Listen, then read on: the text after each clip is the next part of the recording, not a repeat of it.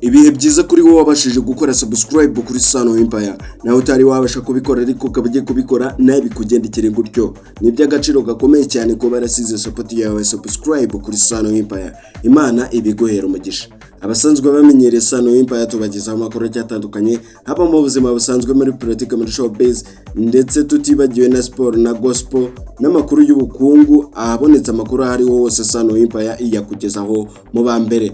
Ni kuri iyo mpamvu rero twanyarukiye mu bikorwa remezo biri guteganwa yuko bigiye kubakwa muri uno mwaka wa 2025 ndetse bikazaba biri kwibanda ku mihanda ndetse no kongera iyari isanzwe ihari kugira ngo bagabanye umuvundo uboneka mu mihanda ya Kigali.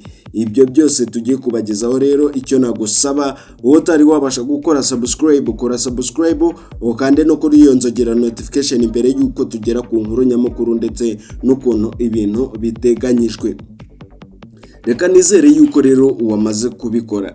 Ikiri guteganywa buri karere k'umujyi wa Kigali kagiye gafite imihanda igomba kuvugururwa ndetse n'imihanda igomba guhangwa bundi bushyashya, ndetse indi ikaba yari isanzwe irimo kaburimbo, indi ikazagenda ishyirwamo iyo kaburimbo muri iyo ngiyo yari isanzwe hari ariko ari igitaka. Mu karere ka Kicukiro hateganyijwe yuko hazashyirwamo imihanda igera muri 3 ndetse mu karere ka Nyarugenge hakazashyirwamo imihanda igera muri 4, mu karere ka Gasabo bakazashyiramo imihanda igera muri 6.